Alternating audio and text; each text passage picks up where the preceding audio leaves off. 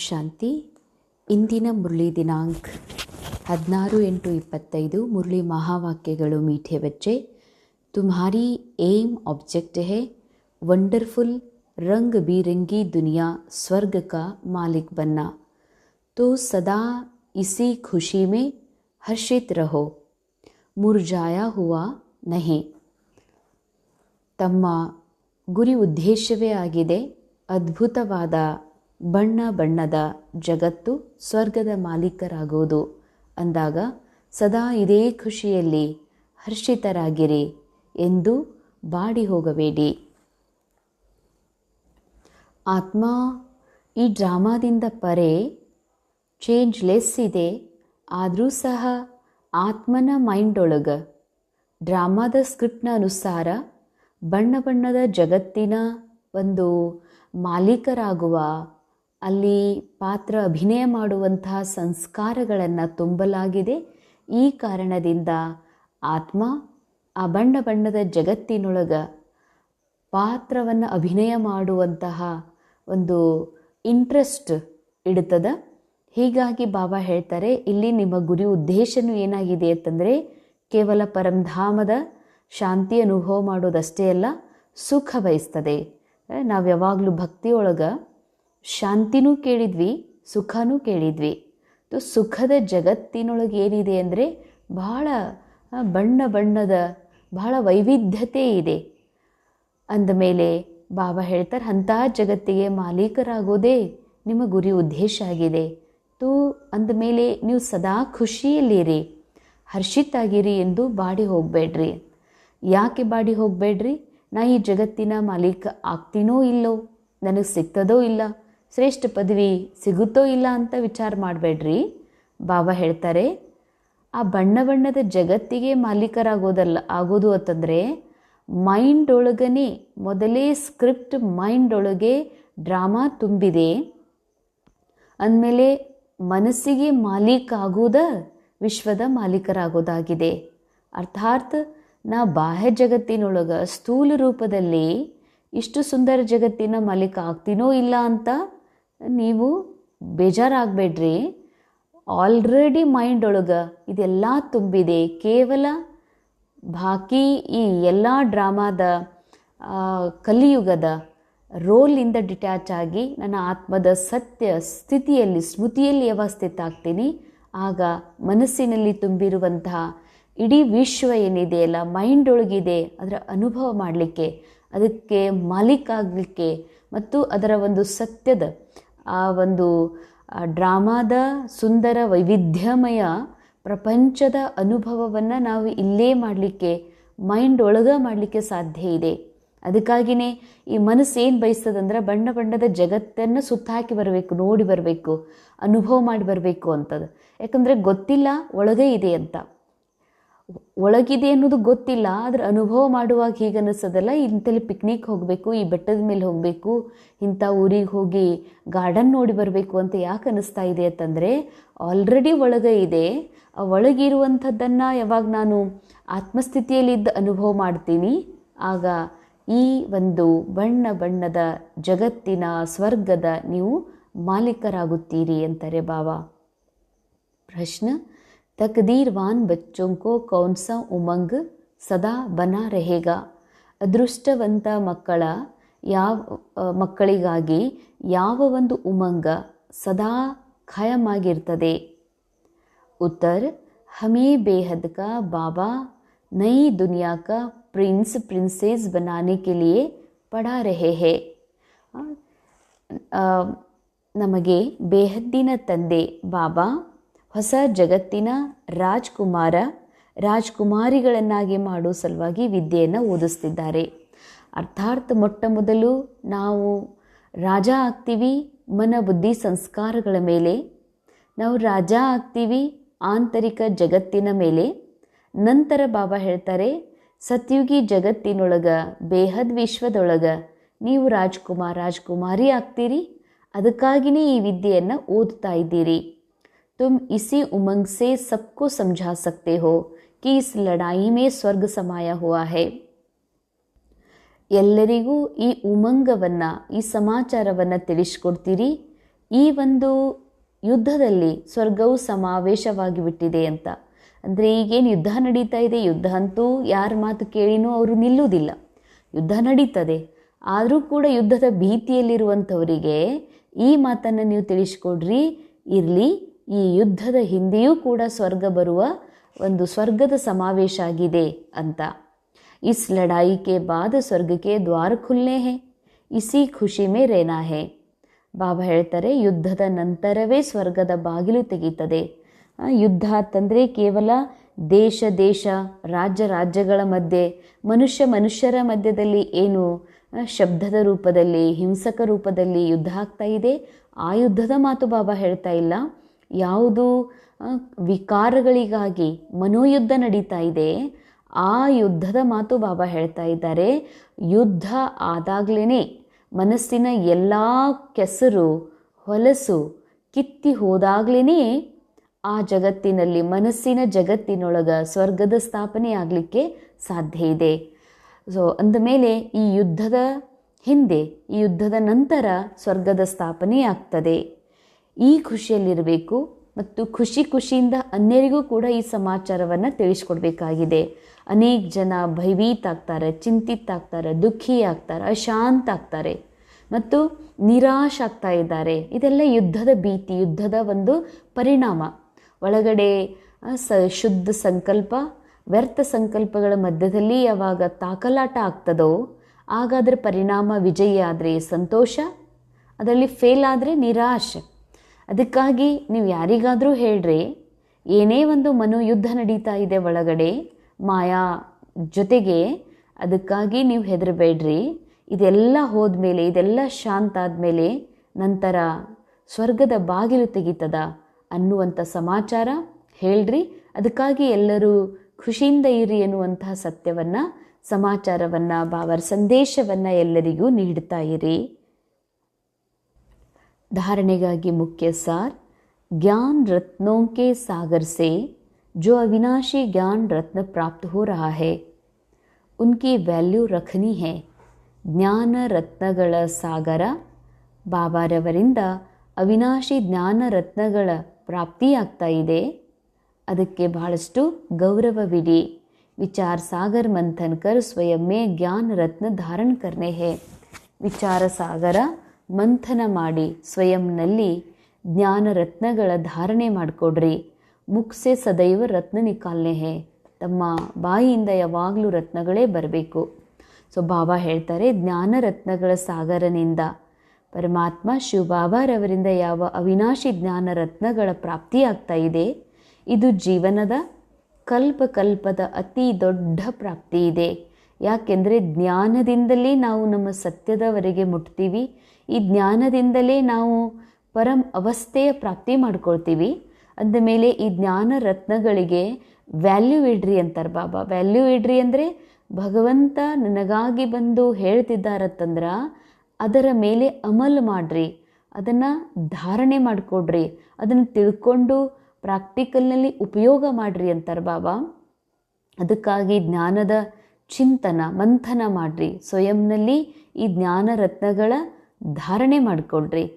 ಯಾವಾಗಲೂ ಬಾಯಿಯಿಂದ ಜ್ಞಾನರತ್ನನೇ ಬರಬೇಕು ಅಂದ್ರೆ ಅರ್ಥ ಬರೀ ಹೇಗೆ ಬಾಬಾ ಹೇಳಿದ್ದಾರೆ ಆ್ಯಸ್ ಇಟ್ ಈಸ್, ಒಬ್ರಿಗೊಬ್ರು ದುಃಖ ಕೊಡಬೇಡ್ರಿ ಹೀಗೆ ಹೇಳೋ ಮಾತಲ್ಲ. ಸದಾ ಶಾಂತಿ ಇರಿ, ಹೇಗೆ ಬಾಬಾ ಹೇಳಿದ್ದಾರೆ ಹಾಗೆ ಇನ್ನೊಬ್ಬರಿಗೆ ಕೊಡುವಂಥದ್ದಲ್ಲ. ಯಾವಾಗೇ ನಾವು ಇನ್ನೊಬ್ಬರ ಜೊತೆಗೆ ಮಾತಾಡ್ತೀವತ್ತಂದ್ರೆ ಅವರ ಆತ್ಮಸ್ಥಿತಿ ಹೆಚ್ಚಾಗಬೇಕು, ಅಂಥ ಮಾತೇ ಮಾತಾಡಬೇಕು. ಅವರ ದುಃಖದಿಂದ ಡಿಟ್ಯಾಚ್ ಆಗಬೇಕು, ನಾ ಅಂಥ ಮಾತಾಡಬೇಕು. ಯಾವಾಗಲೂ ನನ್ನ ಬಾಯಿಂದ ಶಬ್ದ ಬಂದರೆ ಅವರಿಗೆ ಅವ್ರ ಸಮಸ್ಯೆಗೆಯಿಂದ ಹೊರಗೆ ಬರ್ತಾ ಇದ್ದೀನಿ ಅಂತ ಅನುಭವ ಆಗಬೇಕು, ಹೊರಗೆ ಬರಬೇಕು. ನಾ ಯಾವಾಗಲೂ ಅಂಥ ಮಾತುಗಳನ್ನೇ ಆಡಬೇಕು.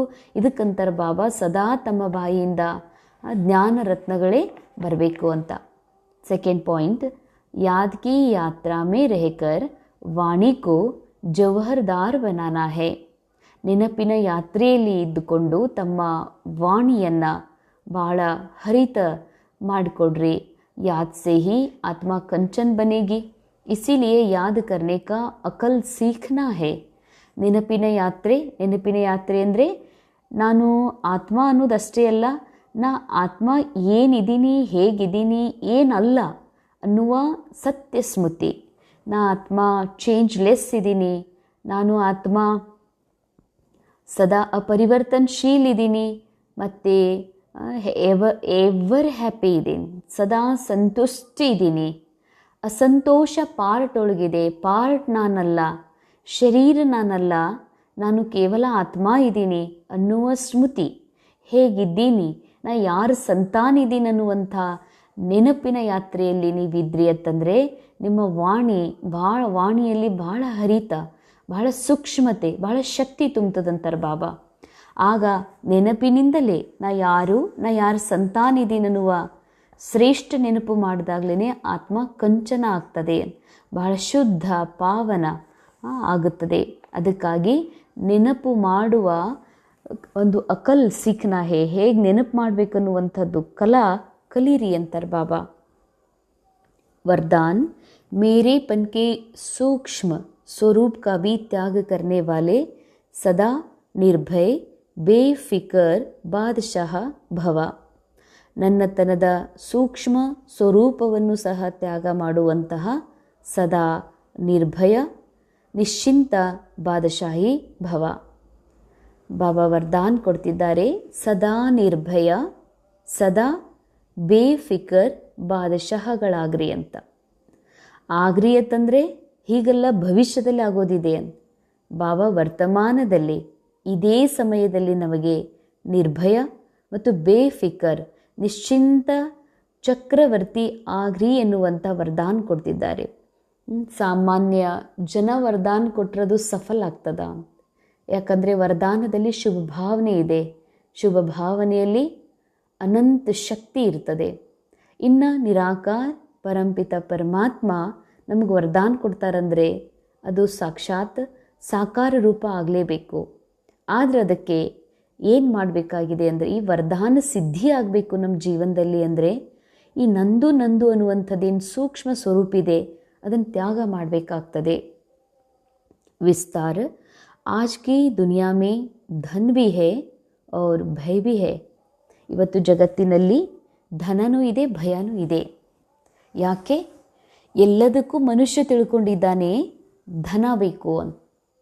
ಧನ ಇದ್ರೇ ಎಲ್ಲವೂ ಅನ್ನುವಂಥದ್ದು ಕಾನ್ಷಿಯಸ್ಸಲ್ಲಿ ತುಂಬಿದೆ. ಆದರೆ ಎಲ್ಲಿ ಧನ ಇದೆ ಅಲ್ಲಿ ಭಯನೂ ಇದೆ. ಜಿತನಾ ಧನ ಉತನಾ ಹಿ ಭಯ ಮೇ ಹಿ ಖಾತೆ, ಭಯ ಮೇ ಹಿ ಸೋತೆ ಹೇ. ಎಷ್ಟು ಯಾರ ಹತ್ರ ಸ್ಥೂಲ ಧನ ಇದೆ, ಸ್ಥೂಲ ಧನ ಇದೆ ಅಂದರೆ ಅವರು ಆರಾಮದಾರಂತ ತಿಳ್ಕೊಂಡಿದ್ದೀವಿ. ಆದರೆ ಭಗವಾನು ವಾಚ್ ಇರ್ಬೋದು, ಅವ್ರ ಹತ್ರ ಆರಾಮದಾಯಕ ವಸ್ತುಗಳ ಸಂಗ್ರಹಣೆ ಇರ್ಬೋದು, ಆದರೆ ಅಷ್ಟೇ ಅವರು ಭಯದಿಂದನೇ ಊಟ ಮಾಡ್ತಾರ, ಭಯದೊಳಗೆ ಮಲ್ಕೊಂಡಿರ್ತಾರೆ. ಜಹಾ ಮೇರಾಪನ್ ಹೇ ವಹಾ ಭಯ ಜರೂರ್ ಹೋಗಾನ. ಬಾಬಾ ಹೇಳ್ತಾರೆ, ಎಲ್ಲಿ ನಂದು ಅನ್ನೋದಿದೆ ಅಲ್ಲಿ ಭಯ ಇರಲೇಬೇಕು. ನನ್ನ ಮಗಳು ಭಯ ಇರಲೇಬೇಕು. ನನ್ನ ಮಗಳಿಗೆ ಯಾರಾದರೂ ಏನು ಮಾಡಿದ್ರ, ಆರಾಮ್ ತಪ್ಪಿದ್ರ, ನನ್ನ ಮಗಳು ಬೇಜಾರು ಮಾಡ್ಕೊಂಡ್ರ, ನನ್ನ ಮಗಳು ನನ್ನಿಂದ ದೂರ ಆದ್ರ, ಮಗ ದೂರ ಆದ್ರ, ನನ್ನ ಪತಿ ಈ ಥರ ದೂರ ಏನರ ಆದ್ರೆ ಹೆಂಗೆ ಮಾಡಲಿ? ಯಾಕಂದ್ರೆ ಅದು ನನ್ನ ಪತಿ, ನನ್ನ ಮಗ, ನನ್ನ ಮಗಳು, ನನ್ನ ಧನ, ನನ್ನ ಸಂಪತ್ತು, ನನ್ನ ಹೆಸರು, ನನ್ನ ಇಮೇಜ್ ಅಂತ ತಿಳ್ಕೊಂಡಿದ್ದೀನಿ. ನನ್ನ ಗೌರವ, ನನ್ನ ಪ್ರೆಸ್ಟೀಜ್ ಅಂತ ನಾನು ಅದು ಡ್ರಾಮಾ ಕೊಟ್ಟಿರುವಂತಹ ಸಾಮಗ್ರಿಗಳನ್ನು, ಡ್ರಾಮಾ ಕೊಟ್ಟಿರುವಂತಹ ಅನುಕೂಲತೆಗಳನ್ನು ನಾನು ನಂದು ಅಂತ ಅಂದ್ಕೊಂಡಿದ್ದೀನಂತಂದ್ರೆ ಅವಶ್ಯ ನಿರ್ಭಯ ಆತ್ಮ ಭಯದ ಅನುಭವ ಮಾಡಬೇಕಾಗ್ತದ. ಕೋಯಿ ಸೋನಾ ಹಿರಣ್ವಿ ಅಗರ್ ಮೇರಾ ಹೇ ತೋ ಬೆಹೆನ. ಒಂದು ಬಂಗಾರದ ಹಿರಣ, ಅದಕ್ಕೆ ನಂದು ಅನ್ನಂದರೆ ಅಲ್ಲಿ ಭಯ ಹುಟ್ಟಲೇಬೇಕಂತಾರೆ ಬಾಬಾ. ಎಲ್ಲಿ ನಂದು ಅಂತೀನಿ ಮಟೀರಿಯಲ್ ವಸ್ತುವಿನ ಪ್ರತಿಯಾಗಿ, ವ್ಯಕ್ತಿಯ ಪ್ರತಿಯಾಗಿ ಇದು ನಂದು ಅಂತ ಅನ್ಕೋತೀನಂದ್ರೆ ಅಲ್ಲಿ ಜರೂರ್ ಭಯ, ಅಷ್ಟೇ ಭಯ ಹುಟ್ಟಲೇಬೇಕು ಅಂತಾರೆ ಬಾಬಾ. ಲೇಕಿನ್ ಯದಿ ಮೇರಾ ಏಕ್ ಶಿವ ಬಾಬಾ ಹೇ ತೋ ನಿರ್ಭಯ ಬನ್ ಜಾಯಂಗೆ. ಒಂದು ವೇಳೆ ನಿಮ್ಮೊಳಗೆ ನನ್ನ ಒಬ್ಬನೇ ಶಿವ ಬಾಬಾ ಇದ್ದಾರ, ನನ್ನವರು ಒಬ್ಬರೇ ಬಾಬಾ ಅದಾರ ಅಂದಾಗನೇ ನೀವು ನಿರ್ಭಯ ಆಗ್ತೀರಿ. ನಿರ್ಭಯ ಆಗುವಂತಹ ಒಂದೇ ಒಂದು ವಿಧಾನ ಅಂದರೆ ನನ್ನವರು ಶಿವ ಬಾಬಾ. ಯಾಕೆಂದರೆ ಇದು ಬಹಳ ಡೀಪ್ ಕಾನ್ಷಿಯಸ್ ಇದೆ. ನನ್ನವರು ಅನ್ನೋಕ್ಕಿಂತ ಮೊದಲು ನಾನು ಯಾರು? ಅಪರಿವರ್ತನಶೀಲ್, ಹಾಗೂ ನಾ ಆತ್ಮ ಅವಿನಾಶಿ ಇದ್ದೀನಿ ಅಂತ. ನನ್ನ ಆತ್ಮ ಎಂದೂ ವಿನಾಶ ಆಗೋದಿಲ್ಲ, ಪರಿವರ್ತನೆ ಆಗೋದಿಲ್ಲ. ನನ್ನ ಆತ್ಮ ಸದಾ ಎವರ್ ಪ್ಯೂರ್ ಇದ್ದೀನಿ, ಎವರ್ ಪೀಸ್ಫುಲ್ ಇದ್ದೀನಿ ಅಂತಂದಮೇಲೆ ನನಗೆ ಭಯ ಎದ್ರದ್ದು ಏನು ಹೋಗ್ತದಂತ ಭಯ. ಅಷ್ಟೇ ಅಲ್ಲ, ನನ್ನವ್ರು ಯಾರು? ನಿರಾಕಾರ, ಅವಿನಾಶಿ, ಅನಾದಿ ಸ್ವರೂಪದಲ್ಲಿರುವಂಥ ಪರಂಪಿತ ಪರಮಾತ್ಮ ಯಾರು ಈ ಸೃಷ್ಟಿಯ ಬೀಜ ರೂಪಿದ್ದಾರೆ, ಜ್ಞಾನ ಸಾಗರ ಇದ್ದಾರೆ, ಕಲ್ಯಾಣಕಾರಿ ಇದ್ದಾರೆ. ಇಂಥವರು ನನ್ನ ಬಾಬಾ ಅಂದಮೇಲೆ, ನನ್ನವ್ರದಾರ ಅಂದಮೇಲೆ ನಾನೇ ಯಾಕೆ ಭಯಭೀತ ಆಗ್ತೀನಿ? ಅದರ ಬದಲಾಗಿ ಪತಿ ನನ್ನವರು, ನಮ್ಮಪ್ಪ ನನ್ನವರು, ಭಲೇ ಡ್ರಾಮಾದಲ್ಲಿ ಇರಬಹುದು, ಇವರೆಲ್ಲ ನಮ್ಮವರು ಅಂತ ಬಾಯಿಂದ ಹೇಳ್ಬೋದು. ಆದರೆ ಹೇಗೆ ಒಬ್ಬ ಸಿನಿಮಾದ ಆ್ಯಕ್ಟರ್ ತನ್ನ ಆ್ಯಕ್ಟಿಂಗ್ ಒಳಗೆ, ಶೂಟಿಂಗ್ ಒಳಗೆ ಇವ್ರು ನನ್ನ ಮಗಳು, ಇವರು ನನ್ನ ಪತ್ನಿ ಅಂತ ತಿಳ್ಕೊಂಡು ಆ್ಯಕ್ಟಿಂಗ್ ಮಾಡ್ತಾನೆ.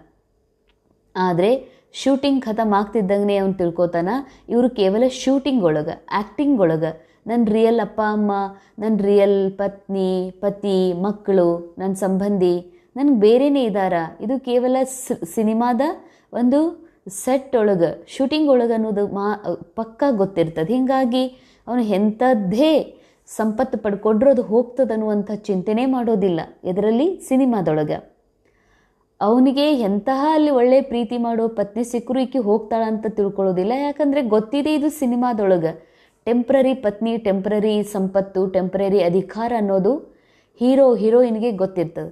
ಹಾಗೆಯೇ ನಾವು ಇದನ್ನು ಮರೆತು ಬಿಟ್ಟಿದ್ದೀವಿ. ಇದು ಡ್ರಾಮಾ ಅನುಸಾರ ನಮಗೆ ಇದೆಲ್ಲ ಆ್ಯಕ್ಟರ್ಸ್ ಸಿಕ್ಕಿದ್ದಾರೆ, ಪಾತ್ರಧಾರಿಗಳು ಸಿಕ್ಕಿದಾರ, ವಸ್ತುಗಳು ಸಿಕ್ಕಿವೆ. ಇದು ಟೆಂಪ್ರರಿ ಇದೆ, ಇದು ಕೇವಲ ನನ್ನ ಪಾರ್ಟ್ ಮಾಡುವವರೆಗೆ, ಈ ಜೀವನದ ಈ ಒಂದು ಎಪಿಸೋಡ್ ಒಳಗೆ ಇದು ಕಂಪ್ಲೀಟ್ ಆಗುವವರೆಗೆ ಸಿಕ್ಕಿರುವಂಥ ಸಾಮಾನುಗಳು, ಸಾಮಗ್ರಿಗಳು. ಯಾವಾಗಿದು ನಂದು ಅಂತ ತಿಳ್ಕೊಳ್ತೀನಿ ಅಲ್ಲಿ ಭಯ ಹುಟ್ಟಲೇಬೇಕು. ಎಲ್ಲಿ ಭಯ ಇದೆ ಅಲ್ಲಿ ಚಿಂತೆನೂ ಆಗಲೇಬೇಕು. ಚಿಂತೆ ಅಂದ್ರೇ ಬಂಧನ, ಚಿಂತೆ ಅಂದ್ರೇ ಕಷ್ಟ, ದುಃಖ. ಅಂದಮೇಲೆ ಬಾಬಾ ನಮಗೆ ಎಲ್ಲ ಕಷ್ಟ, ದುಃಖ, ಚಿಂತೆಯಿಂದ, ಅಶಾಂತಿಯಿಂದ ಮುಕ್ತ ಮಾಡಲಿಕ್ಕೆ ಬಂದಿದ್ದಾರೆ. ಅದಕ್ಕಾಗಿ ಬಾಬಾ ನೆನಪು ಕೊಡಿಸ್ತಾರೆ, ಮಗು ನೀನಂತೂ ಅವಿನಾಶಿ, ಅನಾದಿ, ಸತ್ಯ ಆತ್ಮ ಇದಿ. ಜಗತ್ತಿನ ಒಂದು ನನ್ನ ವಸ್ತುವಿನೊಳಗೆ ಏನೇ ಬದಲಾವಣೆ ಆದರೂ ಆತ್ಮದ ಸತ್ಯ ಎಂದೂ ಬದಲಾಗೋದಿಲ್ಲ, ಪರಮಾತ್ಮನ ಸತ್ಯ ಎಂದೂ ಬದಲಾಗೋದಿಲ್ಲ. ಅಂದಮೇಲೆ ನನ್ನವರು ಅಂದರೆ ನೀವು ಬಾಬಾ, ಮೇರಾ ಬಾಬಾ ಅಂತ ಯಾವಾಗ ಅನ್ಕೋತೀರಿ ಆಗಲೇ ನಿರ್ಭಯ ಆಗೋದಕ್ಕೆ ಸಾಧ್ಯತೆ. तो सूक्ष्म रूप से भी मेरे को चक करके उसका त्याग करो तो निर्भय बेफिकर बादशाह रहने का वरदान मिल जाएगा. ಸೂಕ್ಷ್ಮ ರೂಪದಿಂದಲೂ ಕೂಡ ನಂದು ನಂದು ಅನ್ನುವಂಥದ್ದು ಎಲ್ಲೆಲ್ಲಿ ಉಪಯೋಗ ಮಾಡ್ತೀರಿ ಅಲ್ಲಿ ಅದರ ತ್ಯಾಗ ಮಾಡಿರಿ, ಆಗಲೇ ನೀವು ನಿರ್ಭಯ ಆಗ್ತೀರಿ ಅಂತ ಬಾಬಾ ಇದನ್ನು ಹೇಳ್ತಾರೆ. ನನ್ನ ಸೆಂಟರ್, ನನ್ನ ಸ್ಟೂಡೆಂಟ್, ಇವರು ಇದು ನಂದು ಊರ, ಇವ್ರು ನಮ್ಮ ಅಕ್ಕೋರು, ಇವ್ರು ನಮ್ಮ ಸ್ಟೂಡೆಂಟ್ ಅದಾರ, ನಮ್ಮ ಅಣ್ಣವರು ಅಂತ ಅನ್ಕೋತೀವತ್ತಂದ್ರೆ ಇದು ಕೂಡ ನಂದು ಟೆಂಪ್ರರಿ ಬಿ.ಕೆ ಜೀವನದಲ್ಲಿ ಸಿಕ್ಕಿರುವಂಥ ಡ್ರಾಮಾದ ಬಿ.ಕೆ ಟೈಟಲ್, ಅಥವಾ ಬಿ.ಕೆ ಅನ್ನು ಬ್ರಾಹ್ಮಣ ಅನ್ನುವಂಥ ಟೈಟಲ್ ಇರ್ಬೋದು, ಬಿ.ಕೆ ಪರಿವಾರ ಇರ್ಬೋದು. ಇದು ಡ್ರಾಮಾ ಇರುವರಿಗೆ ಮಾತ್ರ ಇದೆ, ಸದಾ ಇಲ್ಲ. ಡ್ರಾಮಾದಲ್ಲಿ ಮಾತ್ರ ಇದೆ, ಸ್ಕ್ರೀನಲ್ಲಿ ಮಾತ್ರ ಇದೆ. ಅಂದಮೇಲೆ ಇದು ಯಾವಾಗೇ ನಮ್ಮಿಂದ ದೂರ ಆಗುವಂಥ ಚಾನ್ಸ್ ಇದೆ. ಅಂದಮೇಲೆ ಬಾಬಾ ಹೇಳ್ತಾರೆ, ಎಲ್ಲೆಲ್ಲಿ ಸೂಕ್ಷ್ಮ ರೂಪದಲ್ಲೂ ಕೂಡ ಮೇರಾ ಬಾಬಾ ಅನ್ನೋದೊಂದು ಬಿಟ್ಟರೆ ಬಾಕಿ ಎಲ್ಲೆಲ್ಲಿ ನಾನು ನಂದು ಅಂತ ಅನ್ಕೋತಾ ಇದ್ದೀನಿ, ನನ್ನ ಅಧಿಕಾರ, ನನ್ನ ಒಂದು ಧನ, ನನ್ನ ಸಂಪತ್ತು, ನಾನು ಗಳಿಸಿದ್ದು ಅನ್ನುವ ಏನು ಸೂಕ್ಷ್ಮತೆ ಇದೆ ಅದನ್ನು ಚೆಕ್ ಮಾಡಿಕೊಡ್ರಿ, ಅದನ್ನು ತ್ಯಾಗ ಮಾಡಿಬಿಡ್ರಿ ಅಂತಾರೆ ಬಾಬಾ. ಇದು ನಂದಲ್ಲ, ಕ್ಯಾರೆಕ್ಟರೇ ನಂದಲ್ಲ ಅಂದಮೇಲೆ, ಈ ಪಾತ್ರವೇ ನಂದಲ್ಲ ಅಂದಮೇಲೆ, ನಾನು ನಿರಾಕಾರ ಆತ್ಮ ಇದ್ದೀನಿ ಅಂದಮೇಲೆ ಇದನ್ನೇನು ಮಾಡ್ತೀರಂತಾರೆ ಬಾಬಾ. ಇದನ್ನು ತ್ಯಾಗ ಮಾಡಿಬಿಡ್ರಿ. ತೋ ಇದನ್ನು ತ್ಯಾಗ ಮಾಡಿದಾಗಲೇ ನೀವು ನಿರ್ಭಯ, ನಿಶ್ಚಿಂತ, ಬೇಫಿಕರ್ ಬಾದಶಾಹ ಆಗಲಿಕ್ಕೆ ಸಾಧ್ಯ. ಬೇಫಿಕರ್ ಬಾದಶಾಹ ಆಗುವುದಂದ್ರೇ ಶ್ರೀ ವಿಷ್ಣುವಿನ ಅವಸ್ಥಾ. ಯಾಕೆ ವಿಷ್ಣು ಹಾವಿನ ಸಿಂಬೆಯ ಮೇಲೆ ಅಷ್ಟು ನಿಶ್ಚಿಂತಿದ್ದಾನಂದರೆ, ವಿಷ್ಣು ಅನ್ನುವಂಥದ್ದು ಸತ್ಯುಗದ ಮಾತಲ್ಲ, ವಿಷ್ಣು ಅನ್ನುವಂಥದ್ದು ಸಂಗಮ ಯುಗದ ಶ್ರೇಷ್ಠ ಅವಸ್ಥಾ, ನಿರ್ಭಯ ಸ್ಥಿತಿ, ನಿಶ್ಚಿಂತ ಸ್ಥಿತಿ. ಅಂದಮೇಲೆ ನಿಶ್ಚಿಂತ ಬಾದಶಾಹ ಆಗುವ ವರದಾನವು ನಿಮಗೆ ಸಿಗ್ತದ. ಯಾವಾಗ ನಿರ್ಭಯ ಸ್ಥಿತಿಯು ಬಂದಾಗ. ಸ್ಲೋಗನ್: दूसरों के विचारों को सम्मान दो तो आपको सम्मान स्वतः प्राप्त हो जाएगा. ಅನ್ಯರ ವಿಚಾರಗಳಿಗೆ ಯಾವಾಗ ನೀವು ರಿಸ್ಪೆಕ್ಟ್ ಕೊಡ್ತೀರಿ ಅಂದರೆ ಹಾಂ ಅಂತ ಗೌರವ ಕೊಟ್ಟು ಅವ್ರ ವಿಚಾರಗಳಿಗೆ ಮನ್ನಣೆ ಕೊಡ್ತೀರಿ, ಓಕೆ ಅಂತ ಅಂತೀರಿ, ಅಥವಾ ಅದು ತಪ್ಪಿದ್ರೂ ಕೂಡ ನೀವು ಅದನ್ನು ಮೊದಲು ಸ್ವೀಕಾರ ಮಾಡಿ ಪ್ರೇಮದಿಂದ ತಿದ್ದುತ್ತೀರಿ ಅಂತಂದ್ರೆ ನೀವು ಎಲ್ಲರ ಸಮ್ಮಾನಕ್ಕೆ ಸ್ವತಃ ಪ್ರಾಪ್ತ ಆಗ್ತೀರಿ. ಅವ್ಯಕ್ತಿ ಶಾರೆ सहज योगी बनना है तो परमात्मा प्यार के अनुभवी बनो. ಸಹಜ ಯೋಗಿಗಳಾಗಬೇಕು ಅಂದರೆ ಪರಮಾತ್ಮನ ಪ್ರೇಮದ ಅನುಭವಿಗಳಾಗ್ರಿ. एक तरफ बेहद का वैराग्य हो, दूसरी तरफ बाबा के समान बाबा के लव में लवलीन रहो. ಒಂದು ಕಡೆಗೆ ಈ ಜಗತ್ತಿನಲ್ಲಿ ಪಾರ್ಟಿಂದ ಬೇಹದ್ದಿನ ವೈರಾಗಿ ಆಗ್ರಿ, ಇನ್ನೊಂದು ಕಡೆಗೆ ಬಾಬರ್ ಸಮಾನ್ ತಂದೆಯ ಲವ್ ಒಳಗ ಲೀನ್ ಆಗ್ರಿ. एक सेकेंड और एक संकल्प भी इस लवलीन अवस्था से नीचे नहीं आओ. ಒಂದು ಸೆಕೆಂಡು ಕೂಡ ಈ ಲವ್ಲೀನ್ ಅವಸ್ಥೆಯಿಂದ ಸ್ಥಿತಿಯಿಂದ ಕೆಳಗೆ ಬರಬಾರ್ದು. ऐसा लवलीन बच्चों का संगठन ही बाबा को प्रत्यक्ष करेगा. ಈ ರೀತಿ ಪರಮಾತ್ಮ ಪ್ರೇಮದಲ್ಲಿ ಲವ್ಲೀನ್ ಆಗಿರುವಂತಹ ಮಕ್ಕಳ ಸಂಘಟನೆಯಿಂದಲೇ ಬಾಬಾರವರ ಪ್ರತ್ಯಕ್ಷತೆ ಆಗ್ತದೆ. आप निमित्त आत्माएं पवित्र प्रेम और अपनी प्राप्तियों द्वारा सभी को श्रेष्ठ पालन दो. ಯೋಗ್ಯ ಬನಾವೋ और ಯೋಗಿ ಬನಾವೋ. ತಾವೆಲ್ಲ ನಿಮಿತ್ತ ಆಗಿರುವ ಆತ್ಮ. ನಿಮಿತ್ತ ಅಂದರೆ ಸತ್ಯುಗದ ಶ್ರೇಷ್ಠ ಕಾರ್ಯವನ್ನು ಕಂಪ್ಲೀಟ್ ಮಾಡಲಿಕ್ಕೆ, ಮೈಂಡಲ್ಲಿ ಸ್ವರ್ಗದ ಸ್ಥಾಪನೆ ಮಾಡಲಿಕ್ಕೆ ನಿಮಿತ್ತ ಆಗಿದ್ದೀರಿ. ನೀವೆಲ್ಲ ಆತ್ಮ ನಿಮ್ಮ ಪವಿತ್ರ ಪ್ರೇಮ ಮತ್ತು ಭಗವಂತನಿಂದ ಆದಂತಹ ಪ್ರಾಪ್ತಿಗಳ ಮೂಲಕ ಎಲ್ಲರಿಗೂ ಶ್ರೇಷ್ಠ ಪಾಲನೆ ಕೊಡ್ರಿ, ಯೋಗ್ಯರನ್ನಾಗಿ ಮಾಡಿರಿ, ಯೋಗಿಗಳನ್ನಾಗಿ ಮಾಡಿರಿ. ಅಂದರೆ ಅವರಿಗೂ ಅವರ ಮೂಲ ಸ್ಥಿತಿಯ ಸೋಲ್ ಕಾನ್ಷಿಯಸ್ನ ಅನುಭೂತಿ ಮಾಡಿಸ್ರಿ, ಮತ್ತು ಅವರಿಗೆ ಯೋಗಿಗಳು ಯೋಗ್ಯರನ್ನಾಗಿ ಮಾಡಿರಿ ಅಂತಾರೆ ಬಾಬಾ. ಓಂ ಶಾಂತಿ.